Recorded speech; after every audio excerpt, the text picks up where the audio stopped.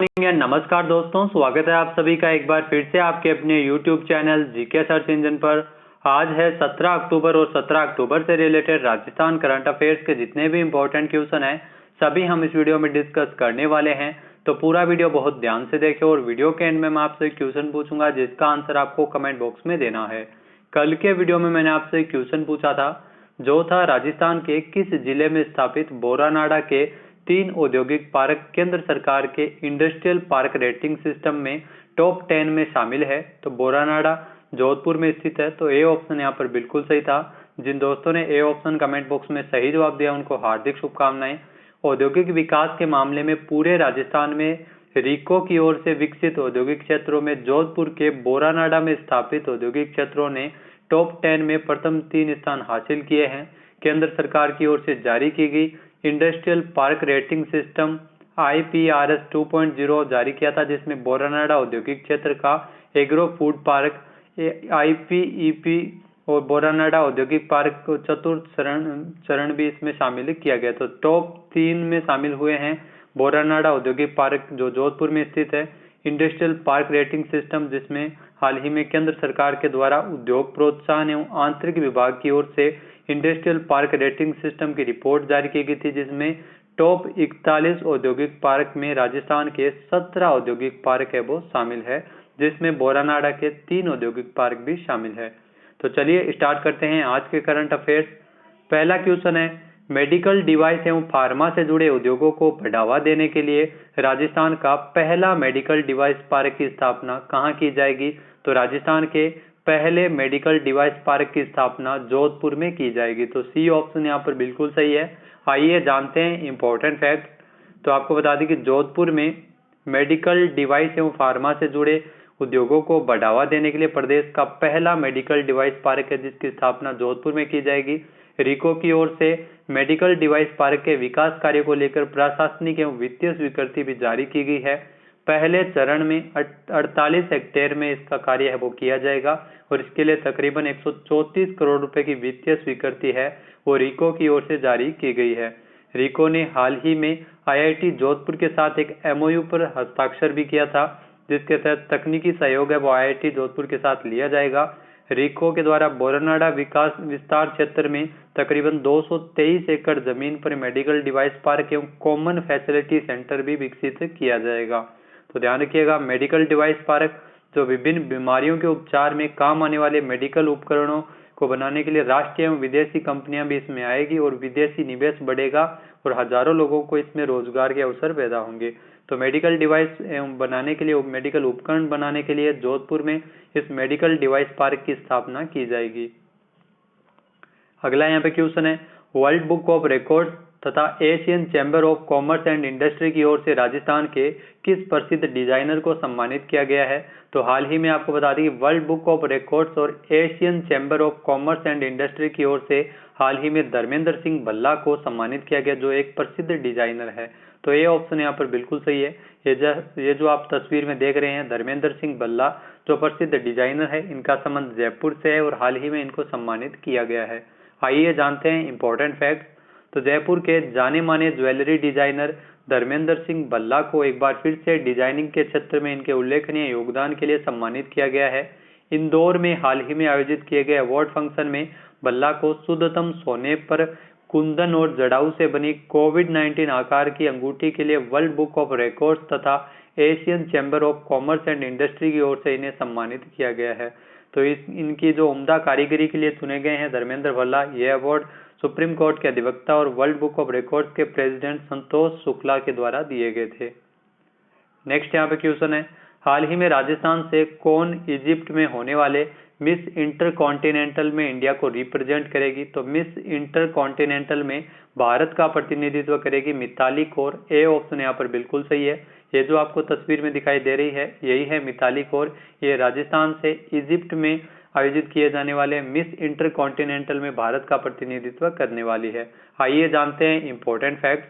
तो हाल ही में miss intercontinental India 2021 बनी मिताली कौर जो जयपुर से संबंधित है और वे इजिप्ट में आयोजित किए जाने वाले मिस इंटरकॉन्टिनेंटल में भारत को रिप्रेजेंट करेगी। 29 अक्टूबर को इजिप्ट में इस ब्यूटी पेजेंट के फिनाले का आयोजन किया जाएगा। मिस इंटरकॉन्टिनेंटल का टाइटल साल 1997 में लारा दत्ता ने जीता था भारत के लिए, और इसके बाद पहली बार राजस्थान के जयपुर से राजस्थान की कोई लड़की मिस इंटरकॉन्टिनेंटल इंडिया में भारत का प्रतिनिधित्व करने वाली है। नेक्स्ट यहाँ पे क्वेश्चन है, हाल ही में राजस्थान सरकार द्वारा दिव्यांग जनों को सरकारी नौकरियों में पदोन्नति में कितने प्रतिशत आरक्षण देने का निर्णय लिया है? तो राजस्थान सरकार की ओर से दिव्यांग जनों के लिए सरकारी नौकरियों में पदोन्नति में 4% आरक्षण दिए जाने का निर्णय लिया है। तो बी ऑप्शन यहाँ पर बिल्कुल सही है। आइए जानते हैं इंपॉर्टेंट फैक्ट्स। तो राज्य सरकार की ओर से प्रदेश में रह रहे दिव्यांग जनों को सरकारी नौकरियों में पहले से ही आरक्षण दिया जा रहा है। अब इन्हें पदोन्नति में 4% आरक्षण है वो मिल सकेगा। इसी के साथ ही इनकी आयु सीमा में 5 वर्ष की अतिरिक्त छूट तथा न्यूनतम अर्हता अंकों में भी 5% की रियायत है वो इसके माध्यम से मिलेगी। इस संबंध में 14 अक्टूबर को सामाजिक न्याय एवं अधिकारिता विभाग के जो सचिव है डॉक्टर समित शर्मा की ओर से अधिसूचना जारी कर दी गई है और इसे राजपत्र में प्रकाशन होने के लिए भेज दिया गया है, और इसके प्रकाशित होते ही यह अधिसूचना सभी विभागों में प्रभावी कर दी जाएगी। तो राज्य में दिव्यांगों को पदोन्नति में आरक्षण मिलने के बाद इनमें काफी आसानी होगी इनके लिए, और पदोन्नति में ज्यादा अवसर मिलने से दिव्यांगजनों का उत्साह बढ़ेगा और ये अपना काम और भी ज्यादा बेहतरी से कर सकेंगे। नेक्स्ट यहाँ पे क्वेश्चन है, हाल ही में युवाओं को रोजगार के से अधिक अवसर मुहैया करवाने के उद्देश्य से भारतीय उद्योग परिसंघ तथा राजस्थान के किस शिक्षण संस्थान के मध्य एमओयू पर हस्ताक्षर किए गए हैं? तो भारतीय उद्योग परिसंघ तथा राजस्थान के SKIT जयपुर के मध्य एमओयू पर हस्ताक्षर किए गए हैं। तो सी ऑप्शन यहाँ पर बिल्कुल सही है। आइए जानते हैं इंपॉर्टेंट फैक्ट्स।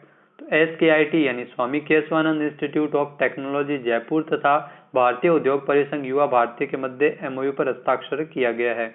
इसके माध्यम से इंडस्ट्री में भविष्य की मांग को पूरा करते हुए डिमांड सप्लाई के अंतर को कम करने तथा युवाओं को रोजगार के अधिक से अधिक अवसर मुहैया करवाने के उद्देश्य से यह एमओयू इन दोनों संस्थाओं के मध्य साइन किया गया है। इस अवसर पर कॉलेज में उद्योग 4.0 पर एक सेमिनार का भी आयोजन किया गया था। SKIT जो Swami Keshvanand institute of technology Jaipur में स्थित है।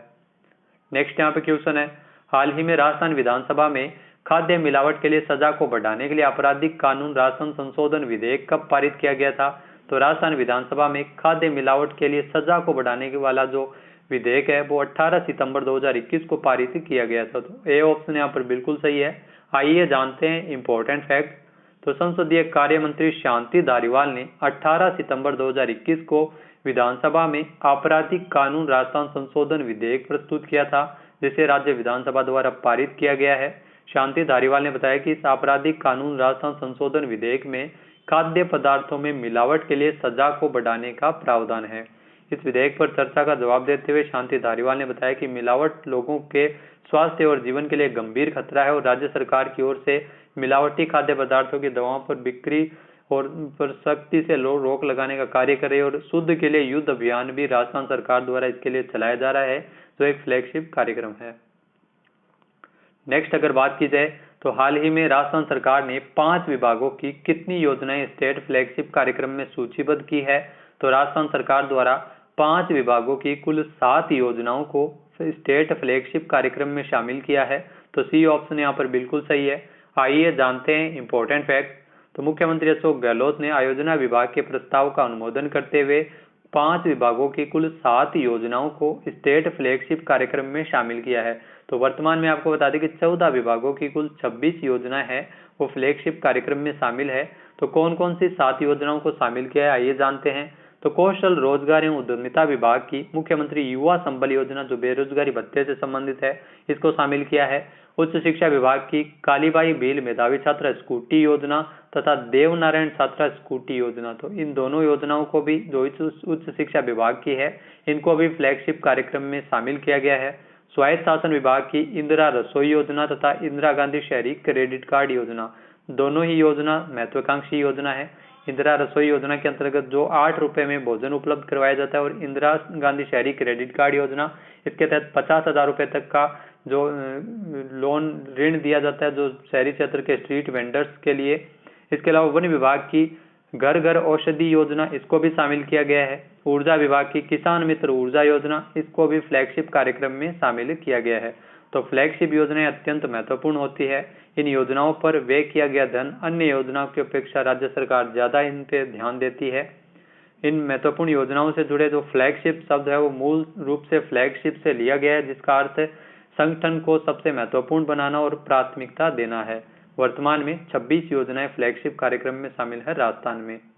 नेक्स्ट यहाँ पे क्वेश्चन है, जयपुर में देखभाल एवं संरक्षण की आवश्यकता वाले बच्चों को पारिवारिक वातावरण में पालन पोषण एवं देखरेख हेतु वात्सल्य योजना कब शुरू हुई है? तो जयपुर में वात्सल्य योजना है वो 15 सितंबर 2021 से शुरू की गई है। तो सी ऑप्शन यहाँ पर बिल्कुल सही है। आइए जानते हैं इंपॉर्टेंट फैक्ट। तो 15 सितंबर 2021 से जयपुर में देखभाल एवं संरक्षण की आवश्यकता वाले बच्चों को पारिवारिक वातावरण में पालन पोषण एवं देखरेख सुनिश्चित करने के लिए वात्सल्य योजना की शुरुआत की गई है। जयपुर जिला बाल संरक्षण इकाई जयपुर द्वारा राजस्थान सरकार का वात्सल्य योजना का क्रियान्वयन है वो शुरू किया गया है। जिले में इस योजना के तहत किशोर न्याय जो बालकों की देखरेख और संरक्षण अधिनियम 2015 के तहत बच्चों का पारिवारिक वातावरण में पालन पोषण एवं देखरेख के जो इच्छुक एवं भावी पोषक माता पिता को चिन्हित करने के लिए आवेदन पत्र भी इसके लिए आमंत्रित किए गए हैं। नेक्स्ट यहाँ पे क्वेश्चन है, हाल ही में बच्चों को कोविड का टीका लगा देने वाला भारत का पहला राज्य कौन सा बनेगा? तो बच्चों को कोविड का टीका देने वाला जो भारत का पहला राज्य बनेगा तमिलनाडु। ए ऑप्शन यहाँ पर बिल्कुल सही है। आइए जानते हैं इंपॉर्टेंट फैक्ट। तो बच्चों को कोविड का टीका देने वाला पहला राज्य बनेगा तमिलनाडु। तमिलनाडु के द्वारा 2 से लेकर 18 साल तक की आयु के लोगों को कोविड-19 के टीके लगाने वाला देश का पहला राज्य बनने के लिए तैयारी कर रहा है। सेंट्रल ड्रग अथॉरिटी के एक विशेषज्ञ पैनल ने भारत बायोटेक के जो कोवैक्सीन को 2 से लेकर 18 वर्ष तक के आयु वर्ग के बच्चों के और किशोरों के लिए आपातकालीन उपयोग पर अधिकार देने की सिफारिश है वो की है। तो ध्यान रखना तमिलनाडु। इसके अलावा अगर बात की जाए तमिलनाडु जो गर्भवती महिलाओं को कोविड-19 टीका लगाने में भी तमिलनाडु पहला राज्य उस समय बना था। नेक्स्ट यहाँ पे क्वेश्चन है, हाल ही में विश्व रीढ़ दिवस कब मनाया गया? तो इंपॉर्टेंट है, विश्व रीढ़ दिवस है वो हाल ही में 16 अक्टूबर को मनाया गया है। ए ऑप्शन यहाँ पर बिल्कुल सही है। आइए जानते हैं इंपॉर्टेंट फैक्ट्स। तो विश्व रीढ़ दिवस है वो हर साल 16 अक्टूबर को मनाया जाता है। ध्यान रखना इसका मुख्य उद्देश्य रीढ़ की हड्डी में दर्द और विकलांगता के बोझ के बारे में जागरूकता पैदा करना है। तो रीढ़ की हड्डी काफी महत्वपूर्ण फैक्टर है। इसके अलावा वर्ल्ड फेडरेशन ऑफ कायरोप्रैक्टिक 2012 से विश्व भर के संगठनों एवं सहयोग से विश्व रीढ़ दिवस का समन्वय है वो किया जा रहा है। साल 2021 के लिए विश्व रीढ़ दिवस की जो थीम रखी गई है वो है बैक टू बैक। तो इस थीम पर विश्व रीढ़ दिवस मनाया गया है 16 अक्टूबर को। बात कर लेते हैं आज के हमारे क्विज की। तो आज का हमारा क्विज है, हाल ही में किस राज्य में 15 अक्टूबर को राजस्व दिवस मनाया गया था? एक बार फिर से सुनिएगा, किस राज्य में 15 अक्टूबर को राजस्व दिवस मनाया गया था? इसका सही आंसर आपको कमेंट बॉक्स में देना है। और अगर ये वीडियो आपको पसंद आए तो इसे लाइक और शेयर जरूर कीजिएगा। साथ ही साथ हमारे चैनल को भी जरूर सब्सक्राइब करें। इस वीडियो की जो PDF फाइल है वो आप वीडियो के डिस्क्रिप्शन बॉक्स से डाउनलोड कर सकते हैं और इस क्वेश्चन का आंसर आप वोट करके भी कर सकते हैं। वीडियो कैसा लगा कमेंट बॉक्स में जरूर बताइएगा। वीडियो देखने के लिए धन्यवाद। जय हिंद, जय भारत, जय राजस्थान।